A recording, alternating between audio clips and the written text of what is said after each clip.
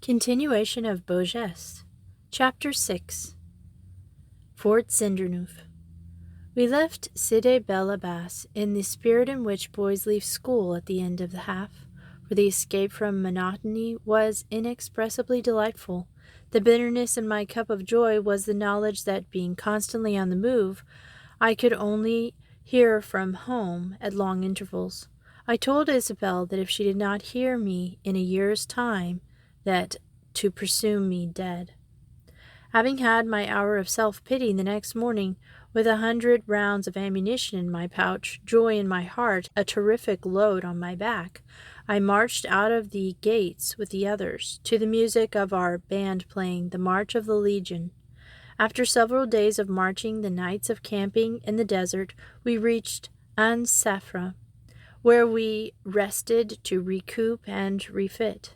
Here we learned that the whole Sahara was fermenting in one of its periodic states of unrest, with Treg's raids on protected villages, tribal revolts, and sporadic outbursts of mutiny and murder. There was also much talk of big concentrations of Tregs and other Arab tribesmen planning to strike simultaneously at every French outpost on the Saharan border from Morocco to Tripoli. Their program, in the name of Allah and All-Merciful and Mohammed, his prophet, was to free the land of Islam from the polluting presence of us unbelieving dogs. To this end, Morocco, Tunisia, Tripoli, and Egypt were to join hands under the banner of Mahdi el-Sinusi. From An-Safra we marched to Dar al-Gala, where a large force of arms was concentrating, and from here we proceeded south. After endless desert marching, the battalion found itself strung out along a chain of oases between which communication was maintained by camel patrols that met halfway and exchanged reports, cigarettes, and bad language. It was at El Rasha, the last of these oases, that our half company first came in contact with the Arabs. Gomiers rode in at dawn one day with the news that they had seen the campfires of a big Tuareg about 20 miles to the south, where an ancient well marked the crossroads of two caravan routes as old as civilization. We were in touch with the enemy at last. At any moment we might be fighting for our lives.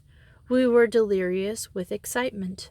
Our Lieutenant Debussy went out at small reconnoitering force under Lejeune, and it was the good luck of our escouade to be selected for this duty. Within half an hour we were advancing over the loose and hot sand. Are we the bait of a trap, or would you call us the point of a spear? Said Michael, marching between Digby and me. Both, replied Digby, a bit of meat on the end of a spear. There was no doubt, however, that Sergeant Major Lejeune knew his job. On a low, rocky hill we halted and rested, all except Lejeune himself and the scouts whom he sent to distant sand hills which, while visible from the detachment, gave a wide range of vision in the supposed direction of the enemy. Among others set to similar tasks, I was ordered to watch one particular man and to report any movement on his part. I watched the tiny distant figure through a shimmering heat haze which danced over the sand until my eyes ached. Upon opening them after one of these rests, suddenly I saw that he was crawling back from his position. Once below the skyline he rose and ran, stooping, and then halted and signaled enemy in sight.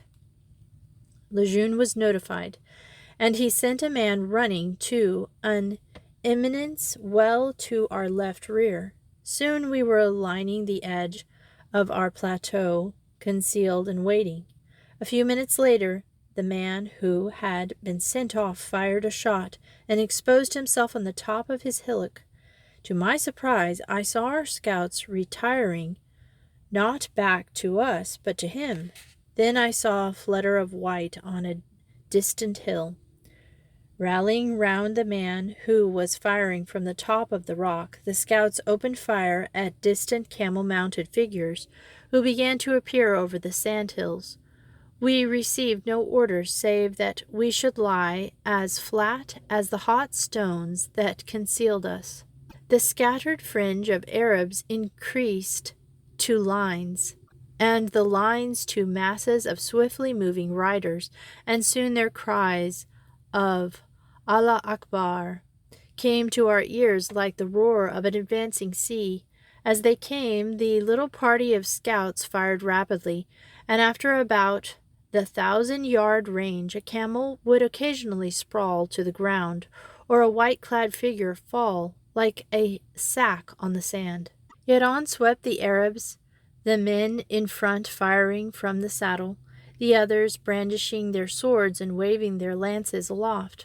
Rapidly and steadily the little band of scouts fired, and by now every bullet was hitting man or beast in the closely packed horde. Then one by one our scouts fled to the right rear, each man dropping and firing as his neighbor rose to retreat. Before long they were again in position, more in line with, yet still farther behind us. With increased yells, the Arabs swerved to their left and bore down upon them. I could scarcely keep still. None of the scouts had been hit, but in a couple of minutes they would be overwhelmed by the wave and outnumbered 50-1. As I held my breath, the tiny handful again rose, turned their backs, and fled towards a sand-hill in our rear. With a yell of triumph, the Arabs' harka swerved again and bore down upon their prey. When Sergeant Major Lejeune stood up on a rock, gave an order coolly, as on parade, and at less than 50 yards the Arab masses received the withered blast of our magazine fire. Swiftly as our hands could move the bolts of our rifles, we fired and fired again into the surging mob that halted, retired, and then fled, leaving half their number behind. But these were by no means all dead, or even wounded, and our orgy of slaughter rapidly turned into a hand-to-hand fight. The dismounted Arabs, knowing they must die, had but the one idea of gaining paradise in the slaying of an infidel. With a shout, Lejeune had us to our feet and launched in a bayonet charge down the slope. The Arab swordsmen were rallying to the attack on foot, but our disciplined rush swept them back. They broke and fled, and Lejeune soon had a double rank of kneeling and standing men shooting them down. Before long, the only Arab in sight were those that lay in the little blood-stained heaps. It was a neat action, reflecting the highest credit to Lejeune and on Corporal Dupré, who was in charge of the scouts. The latter was the next day promoted to sergeant, and Sergeant Major Lejeune made adjutant. Such was my first experience of war, my first blooding. I had killed one man with cold steel, and I think at least 3 with my rifle. Reflecting on this, I was glad to remember that these troops were human wolves, professional murderers whose livelihood was robbery with violence and torture. I found afterward that Digby had had his coat torn under the armpit by a spear, which, as he remarked, was not wear, but tear on a good coat. He had shot his assailant at a half-inch range, and was troubled with doubts as to whether this would be considered sporting in the best Arab circles. Michael, being a noted winner of bayonet competitions, had used the butt of his rifle in the melee, and seemed to think it unfair of the Arabs to wear a turban, while diminishes the effectiveness of this form of fighting. However, neither of them was hurt, nor were any of our friends. Having buried the dead, we retired toward El Rasa, weary, but pleased with ourselves to make our report. The pitched battle of El Rasa was fought next day, our battalion holding the oasis against tremendous odds until supporters came from the brigade. Then the Arabs learned what quick-firing mule guns can do against a mob of advancing horses and camelmen. As my part in this battle was confined to laying behind a palm tree and shooting whenever I had something to shoot at, I have no adventures to relate.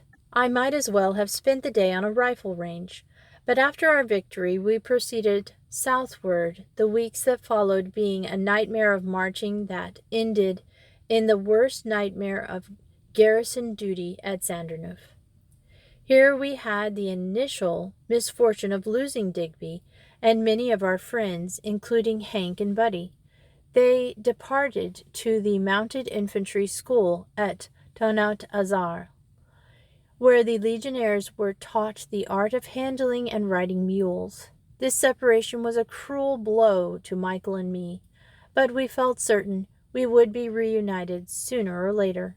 Meanwhile, there was nothing to do but to make the best of this and the other miseries of Zandernoof. Things began badly in this ill-omened mud fort, isolated in the desert like a tiny island in the midst of the ocean. Cafard, the desert madness, broke out early, and in very virulent forms. Within a week, a corporal killed a sergeant. For both the captain and the corporal were on the side of the angels, and were decent, fair-minded people. These were most unfortunate affairs. But the fate had one more disaster in store before they launched upon our luckless heads the final torrent of destruction. Lieutenant Debussy, the new commandant, sickened and died, and his place was taken by none other than Adjutant Lejeune. From this moment the atmosphere of Zandernoof changed from bad to worse, and rapidly from worse to the worst possible.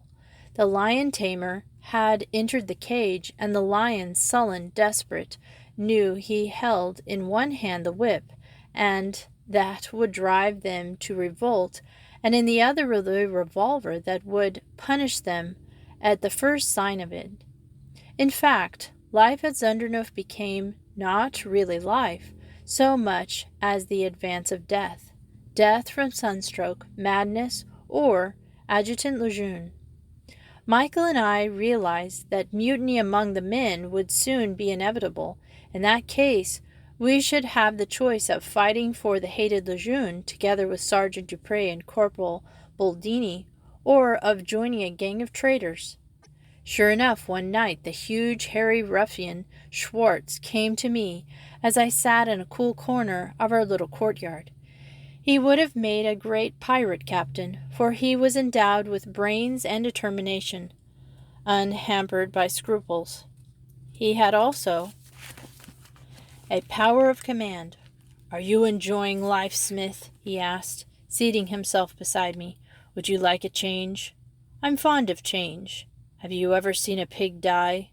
"No." "You soon will." "Feeling ill?" I inquired. I did not like the gross Schwartz. "You are going to see a big pig die," he went on. "An adjutant pig." "And are you going to become Mr. Pork Butcher?" "That remains to be seen," growled the German. "So many want a slice of the pork that we shall have to cast lots." For a minute he sat silently, gnawing his knuckles. He was shaking from head to foot with fever or excitement, and then, "Do you want a chance to be the butcher?" he asked. "I have had no experience." "Look you," he growled, seizing my arm, "you will have the experience shortly, either as pig or butcher. All here will be butcher or pig in a day or two.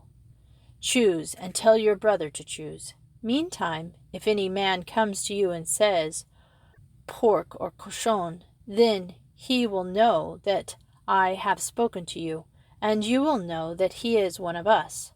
We don't care which way you make up your mind. There are enough of us. Oh, enough." And as somebody approaching, he got up and slouched off. That night I told Michael what I had heard. The next day it was Gonazio.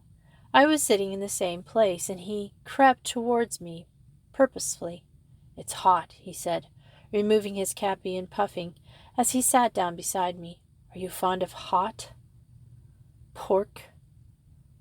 Cochon, I playfully said. Oh, what do you think of it all? I never think. This silenced him for a minute, and then he said, They are 10 to 1. What chance has a big pig and 1 or 2 biggish pigs against a score of butchers? Ah, I said, immutably. What do you think of it all? I never think either, Constancio said, with a malevolent smile. Then nudging me, he said, How would you and your brother like to be big pigs if I could find 2 or 3 other pigs to join the big and biggish pigs? I belied my statement that I never thought and did some rapid thinking. Was it his task to find out whether my name was to be put on the butcher list or on the pig list? Were all those who did not wholeheartedly join the butcher to be shot in their beds on the night of the mutiny? Or was the rogue trying to find out which was the stronger party in order to betray his friends if he thought them likely to lose? How should we like to become pigs, you say? I temporized. I should hate to be butchered, shouldn't you? Very much, he replied, but I have heard of pigs attacking men, taking them unawares and eating them up. I should hate to be eaten by a pig, shouldn't you? Very much, he agreed. One does not want to be slaughtered by butchers nor eaten by pigs. Need either happen? Not if one is a wise pig, forewarned and forearmed. And are you going to warn the pigs? I don't know. I had a conviction that he was speaking the truth, for there was a ring of genuine doubt in his voice. I decided he was simply trying to find out where his interest lay. Would it pay him better to assist his friends or his superiors?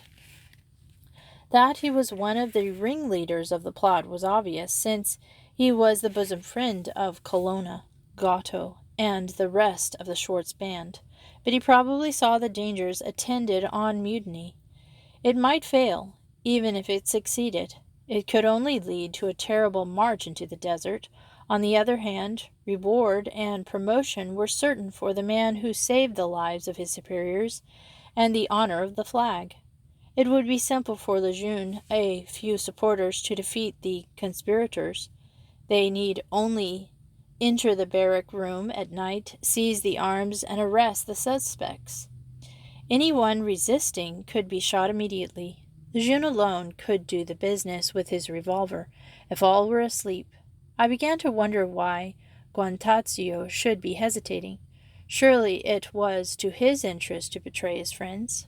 Then a light began to dawn upon me. This Guantazio was the henchman of his compatriot Corporal Baldini.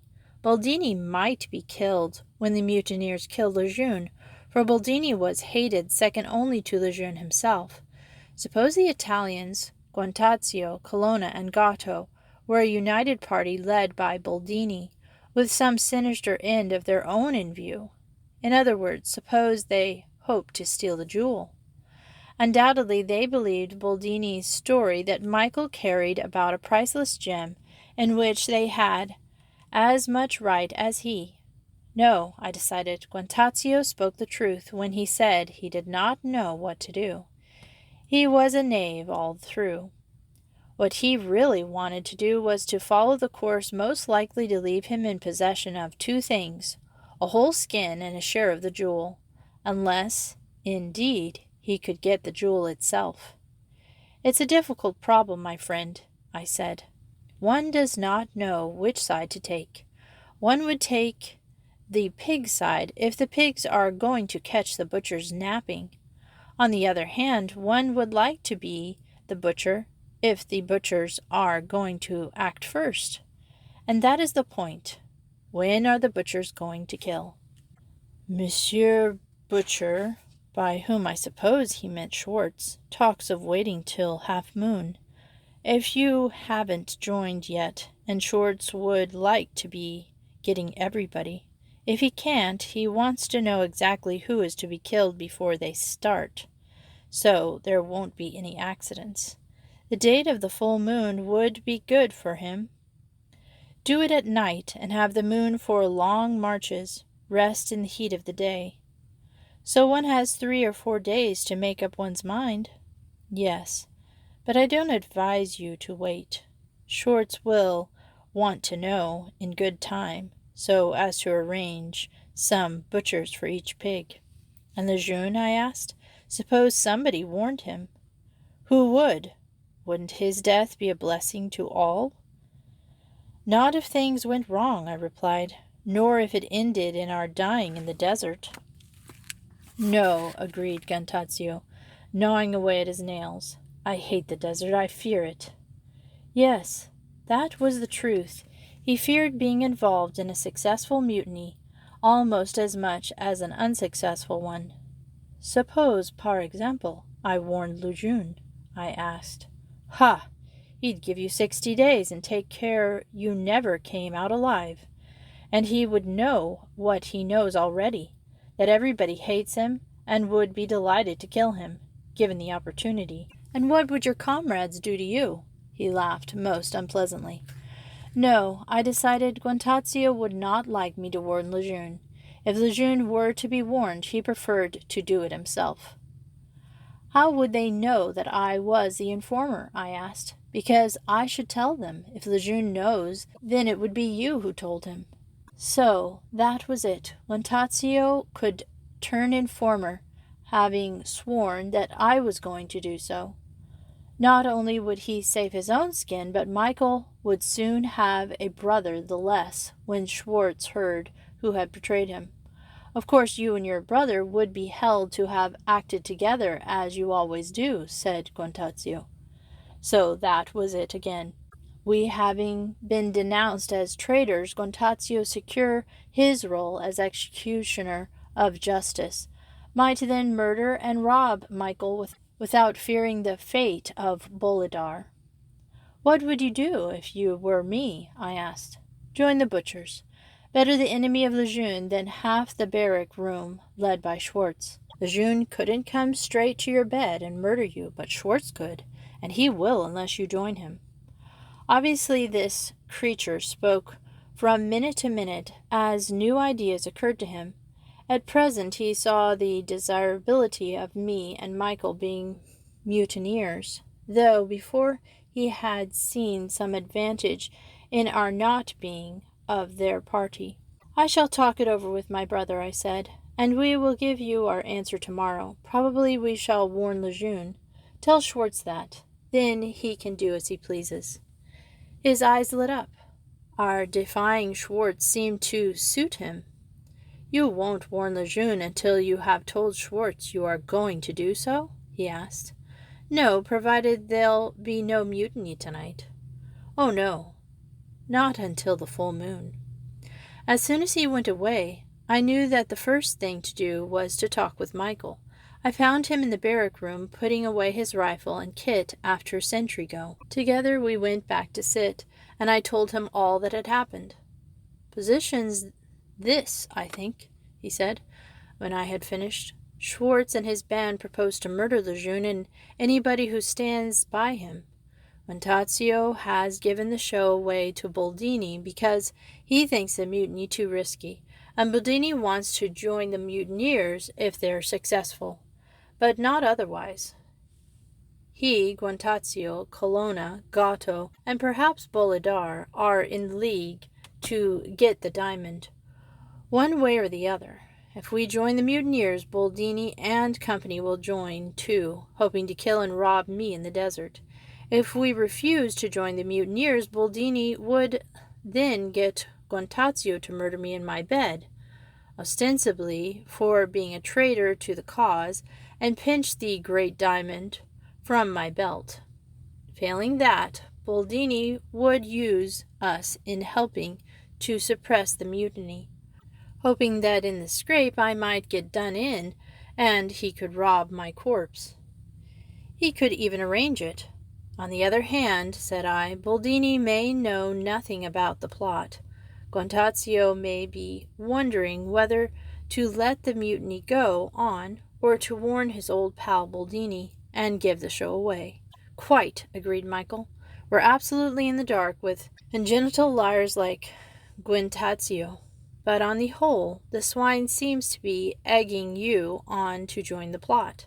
That means he has some personal interest in our joining it. What's to be done, Beau? Get together an opposition gang. Then tell Swartz that we are going to warn Lejeune. Exactly, said I. I'm sure Saint Andre will stand with us. He is a loyal Frenchman. But suppose we can get no one else?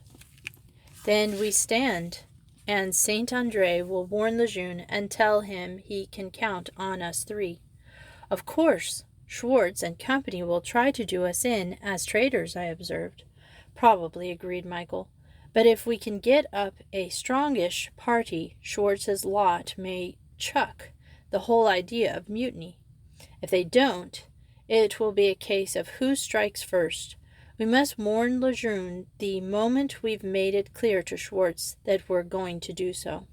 We sat silent for a minute, and then, tell you what, Michael said. We'll call a meeting, tomorrow evening at 6, the other side of the oasis. We'll invite Saint Andre and any other Frenchman who might follow him. Then there's Maurice, Dodroff, Glock, and Romon among the foreigners who might join us. How I wish Digby, Hank, and Buddy were here. As it is, we shall just have to get all those who are not actually of Schwartz's gang. I'll bring whom I can, I said. 6 o'clock tomorrow beyond the oasis. Next evening, about 16 of the better sort assembled near the shade-woof, in the shade of the palm grove, out of sight of the fort. There were enough of us, as Michael remarked to me, to control events, provided a united party could be formed. This proved impossible. Michael addressed the meeting first, explaining the situation and the necessity to tell Schwartz that the mad scheme must be abandoned. But here his speech was interrupted. No treachery, roared Marigny, a grizzled old soldier, honest but brainless, who admired Schwartz and loathed Lejeune. Don't bray like that, my good donkey, said Michael. Where is the treachery in telling Schwartz? We are opposed to your murder gang, so drop the idea at once. I say it is betrayal to tell an accursed dog like Lejeune that they are plotting against him. Michael sighed. Well, what are you going to do, Marigny? I'm for Schwartz. A slinking murderer? I thought you were a soldier, of sorts. I am for Schwartz, he said again. Then go to him. Get out. We should prefer it, being neither cowards nor murderers. Marigny flushed, put his hand to his bayonet, and made as though to spring at my brother. But he evidently thought better of it as Michael closed his right hand and regarded the point of Marigny's chin. With a snarl of dirty traitors, the old soldier turned and strode away. Anybody else think as he does? Asked Michael. I can't betray Schwartz, said Blank, a rotund, black-eyed seaman. I can't join Lejeune's bootlickers. Then join Schwartz's assassins, said Michael. You may be safer there. Blank departed grumbling. I must join my compatriots, I'm afraid, said Glock. You are afraid? Mocked Michael. It is Schwartz you are afraid of. But you'd be safer outside that gang. I can't betray my compatriots. Well, can you go to them and say, I don't believe in murder, and I am certain this business will end in the deaths of all of us unless you drop it? Can you do that? Big, simple Glock could only scratch his head and shuffle from one foot to another.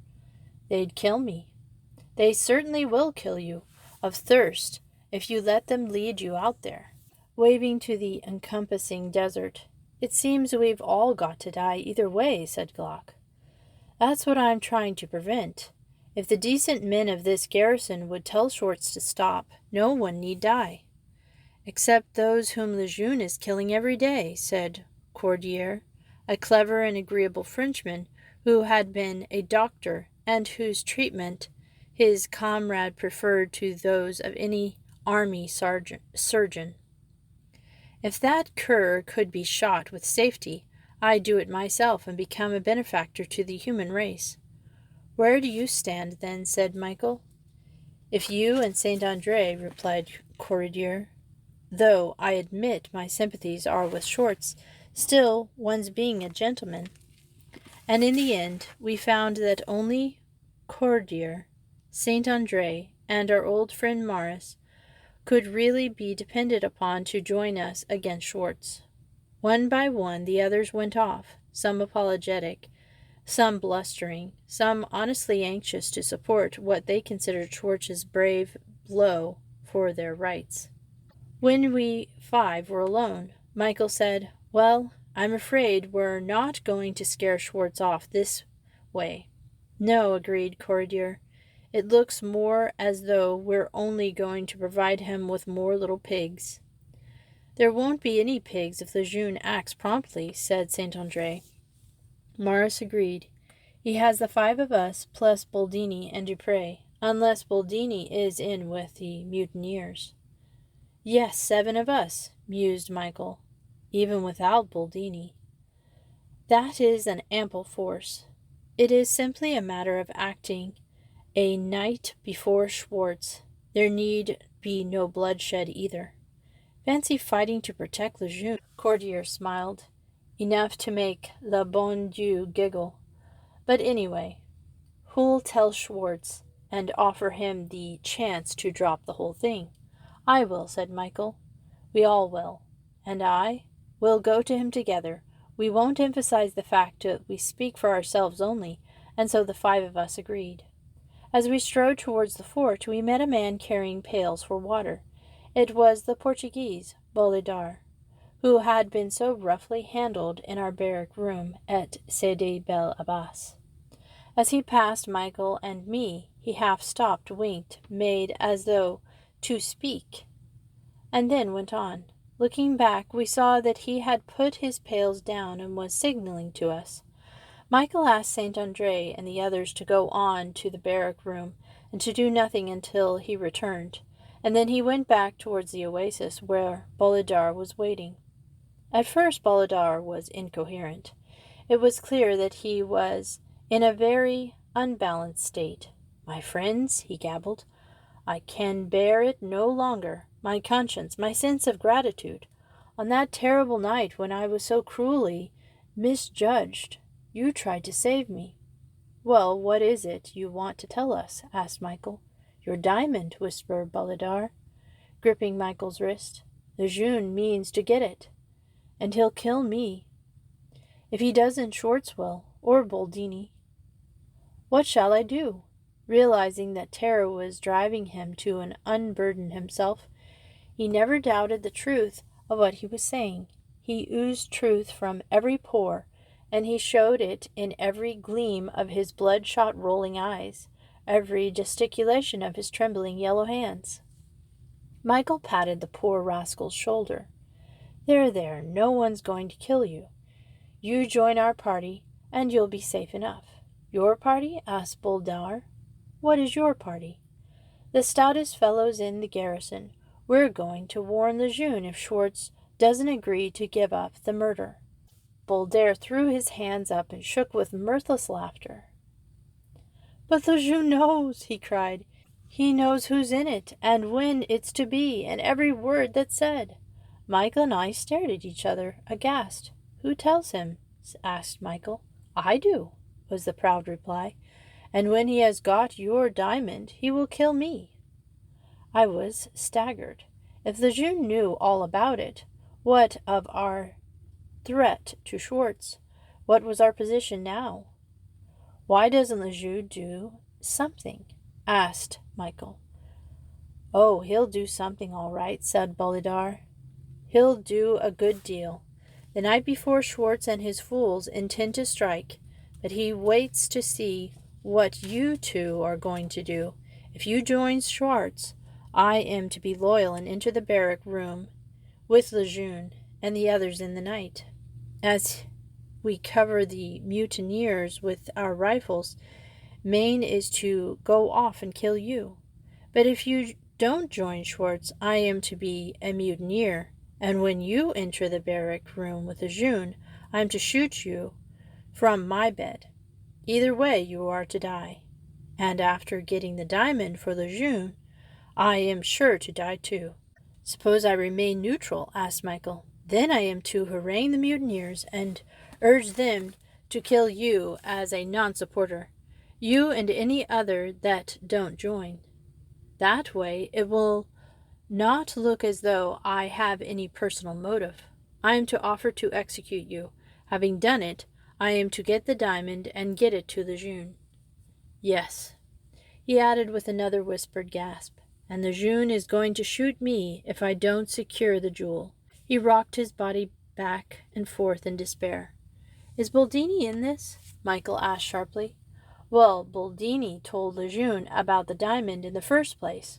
Both hope that you two are going to help them arrest the mutineers. That is, if you refuse to join Swartz. But Boldini and Lejeune don't trust each other, Gontazio says. He tells me that Boldini now intends to get the diamond for himself instead of for Lejeune, and that Lejeune suspects as much. Let's get this clear, said Michael. You are Lejeune's man. You have kept Lejeune up to date with every development. Lejeune has given you the job of killing me and getting the diamond, no matter whose side I join. Now, how does Boldini intend to get the diamond? Guantazio once told me that he wanted me to join Boldini's gang with himself, Colonna and Gatto, after the mutineers had been arrested and either shot, in self-defense of course, or put in cells. We were to kill Lejeune and those who stood by him. Once we had the diamond, we could decide whether to liberate the mutineers and use them in fighting our way to Morocco, or whether their mouths should be closed. We could set fire to the fort, clear out, and everything should be blamed on the Arabs. And why did you not fall with this pretty scheme?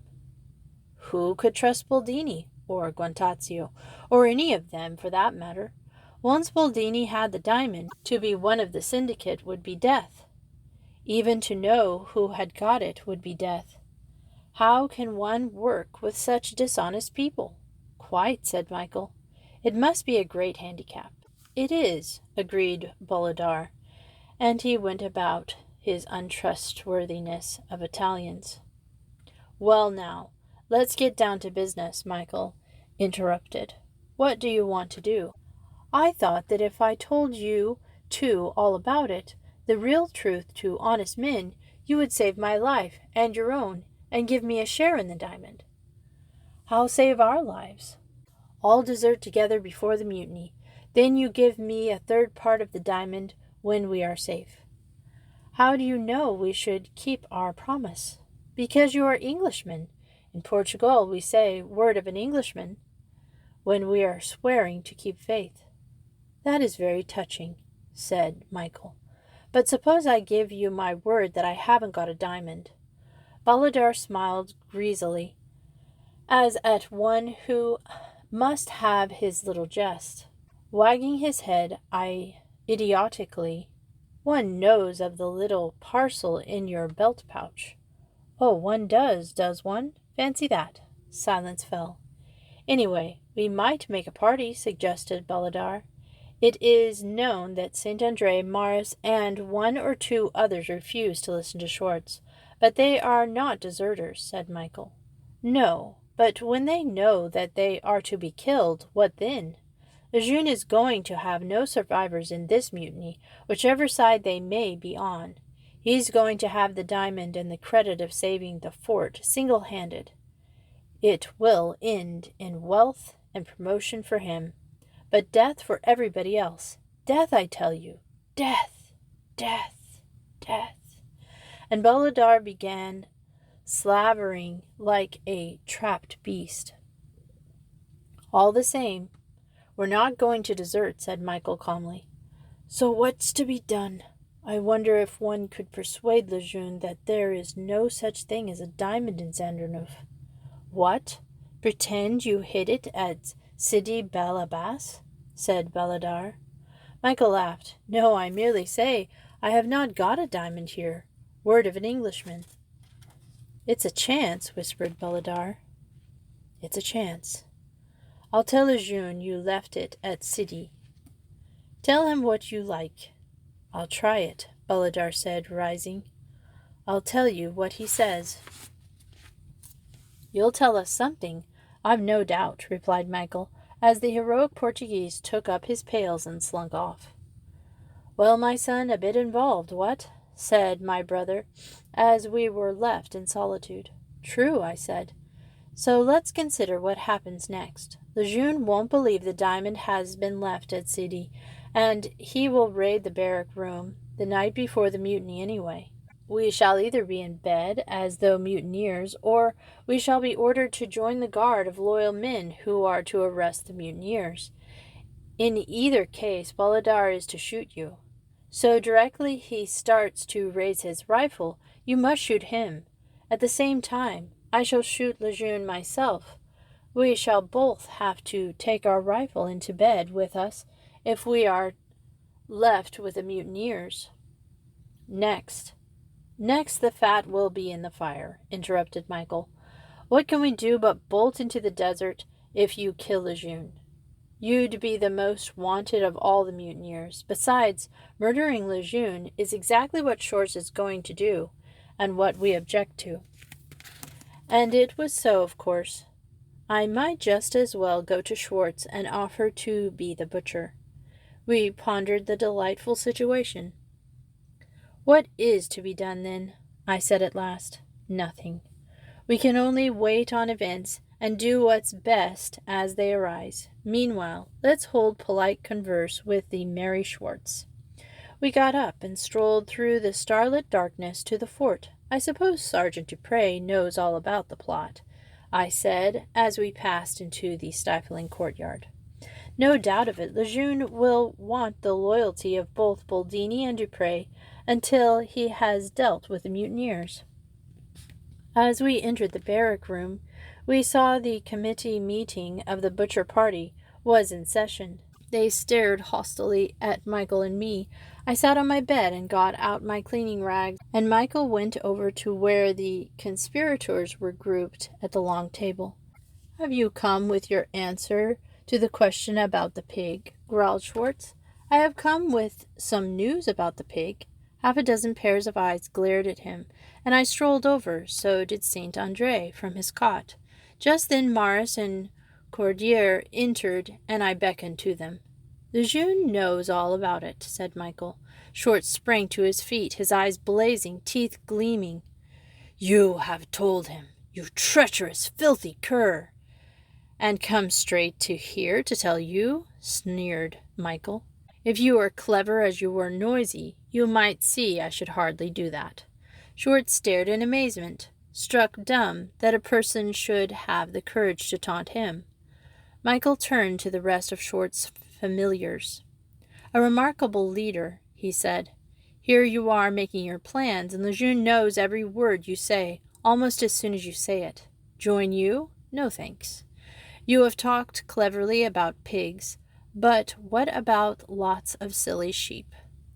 As they sat, open-mouthed, he continued, Well, what are you going to do? Whatever it is, Lejeune will do it first, so you'd better do nothing. And Lejeune will do it first, I put in. Michael had won. They knew he spoke the truth, and they knew he had not betrayed them to Lejeune. I watched Gontazio, and decided that, save for a little courage, he was another Baladar. Probably Boldini and Lejeune would hear of Michael's action as soon as Gontazio could get away from his dupes. What to do? Murmured Schwartz. What to do? Declare the whole thing off, said Michael. Then the noble soul, who has told Lejeune so much, can tell him that too.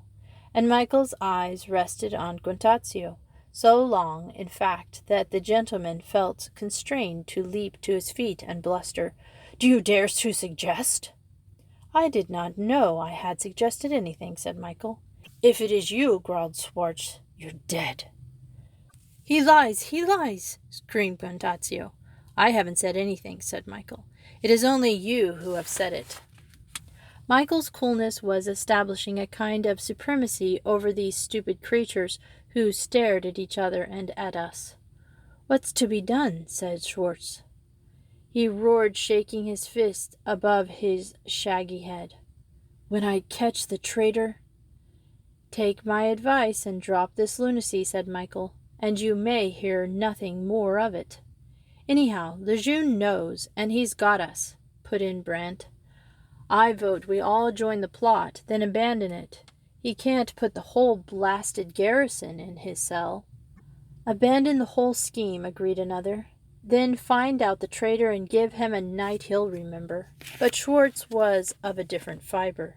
"Abandon nothing," he roared, springing to his feet. "I'll tell you "Silent, you noisy fool," said Michael quietly.